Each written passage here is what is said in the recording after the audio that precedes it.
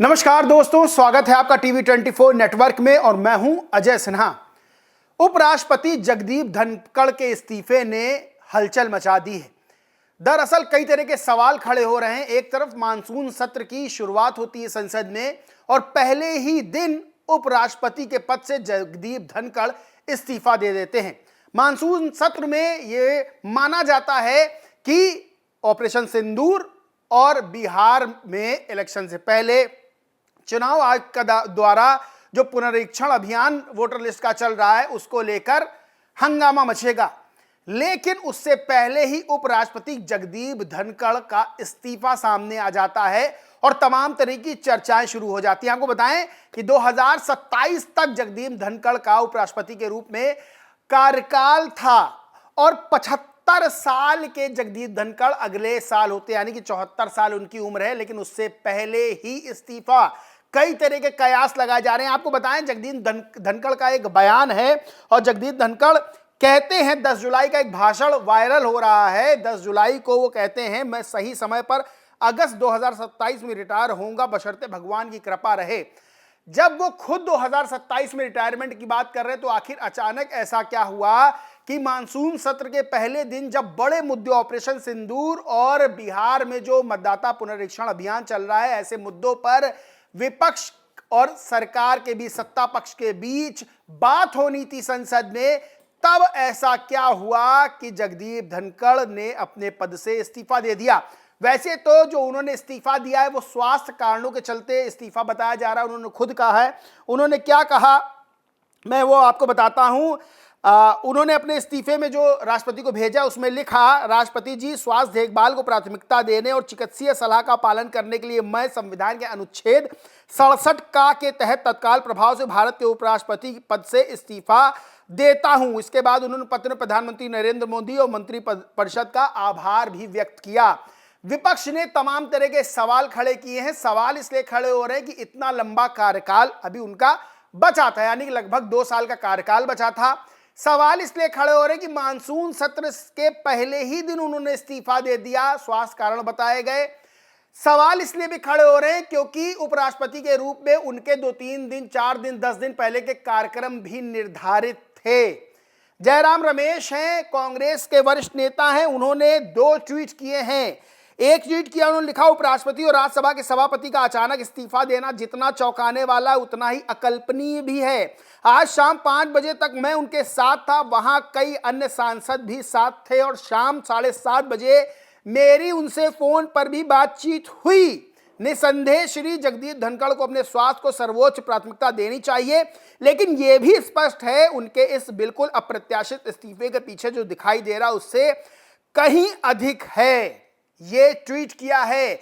वहीं जयराम रमेश ने एक और ट्वीट किया और उन्होंने सवाल खड़े किए हैं। सवाल क्या खड़े किए हैं? उन्होंने ट्वीट किया, कल दोपहर 12:30 बजे श्री जगदीप धनखड़ ने राज्यसभा की कार्य मंत्रणा समिति BAC की अध्यक्षता की।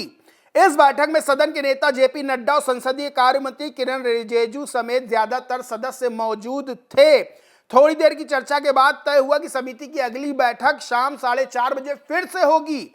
शाम 4:30 बजे धनखड़ जी की अध्यक्षता में समिति के सदस्य दोबारा बैठक के लिए इकट्ठा हुए।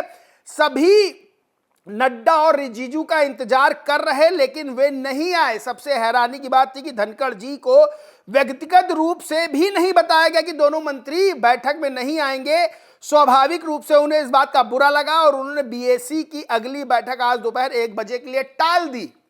इससे साफ है कि कल दोपहर 1 बजे से लेकर शाम 4:30 बजे के बीच कुछ गंभीर बात हुई है, जिसकी वजह से JP नड्डा और किरण रिजिजू ने जानबूझकर शाम की बैठक में हिस्सा नहीं लिया। अब एक बेहद चौंकाने वाला कदम उठाते हुए श्री जगदीप धनखड़ ने अपने पद से इस्तीफा दे दिया है। यानी कि उन्होंने सवाल उठाए हैं, जो बैठक होनी थी BAC की यानी कि कार्य मंत्रणा समिति की, उस बैठक जो शाम को होनी थी उसमें नड्डा और किरण रिजिजू नहीं पहुंचे। जगदीप धनखड़ ने बैठक अगले दिन के लिए टाल दी। उसके पहले इस्तीफा हो जाता है। सवाल खड़े हो रहे हैं। लेकिन जेपी नड्डा जो कि स्वास्थ्य मंत्री और बीजेपी के राष्ट्रीय अध्यक्ष हैं, उन्होंने सफाई दी है। नड्डा ने कहा वो किरण रिजिजू शाम 4:30 बजे की मीटिंग में शामिल नहीं हो सके क्योंकि वो दूसरे महत्वपूर्ण संसदीय कार्यों में व्यस्त थे। उपराष्ट्रपति कार्यालय को इस बारे में पहले ही जानकारी दे दी गई थी। एक सवाल यह भी खड़ा हो रहा है कि क्या जो 75 साल वाला फॉर्मूला है वो भी बीजेपी में बड़ी कठोरता से लागू किया जा रहा है। 75 साल के होने वाले थे, यानी कि अभी 1 साल बाकी था और 2 साल लगभग उनको रिटायरमेंट बाकी थे। उससे पहले उनका इस्तीफा तमाम तरह के सवाल खड़े कर रहा है। सवाल ये भी खड़े हो रहे हैं कि ऐसी क्या इमरजेंसी थी कि मानसून सत्र के पहले दिन उन्होंने अपने पद से इस्तीफा दे दिया। बहरहाल अगला उपराष्ट्रपति कौन बनेगा, इसको लेकर भी तमाम तरह के दावे, तमाम तरह की अफवाहें इंटरनेट मीडिया पे तैर रही हैं। किसी का नाम लेना सही नहीं होगा कि कौन उपराष्ट्रपति बनेगा, लेकिन बड़े बड़े नाम सामने लाए जा रहे हैं और ये दावा किया जा रहा है कि उपराष्ट्रपति अगले ये बन सकते हैं। वहीं जगदीप धनखड़ को लेकर, जिनका कार्यकाल कई सवालों के घेरे में भी रहा, जिनके कार्यकाल की लोगों ने तारीफ भी की, विपक्ष लगातार निशाना साधता रहा और जगदीप धनखड़ को लेकर कई तरह के आरोप लगाता रहा। वहीं जगदीप धनखड़ के कई प्रशंसक भी हैं क्योंकि जगदीप धनखड़ बहुत ही विद्वान लोगों में, भारत के विद्वान लोगों में समय के माने जाते हैं। अपनी विद्वानता के कारण ही उनको उपराष्ट्रपति जैसे बड़े पद पर उनको चयनित किया गया था।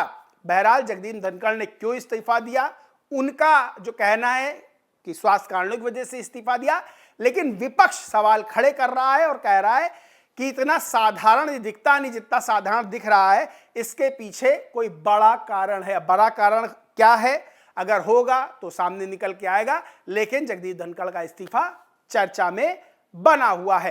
बहरहाल दोस्तों, इस पूरे मामले पर आप क्या सोचते, क्या मानते, कमेंट करके जरूर बताएं। वीडियो अच्छा लगा हो तो लाइक करें, कुछ शेयर करें, चैनल को सब्सक्राइब नहीं किया तो सब्सक्राइब करके बेल आइकन जरूर दबा लें। धन्यवाद।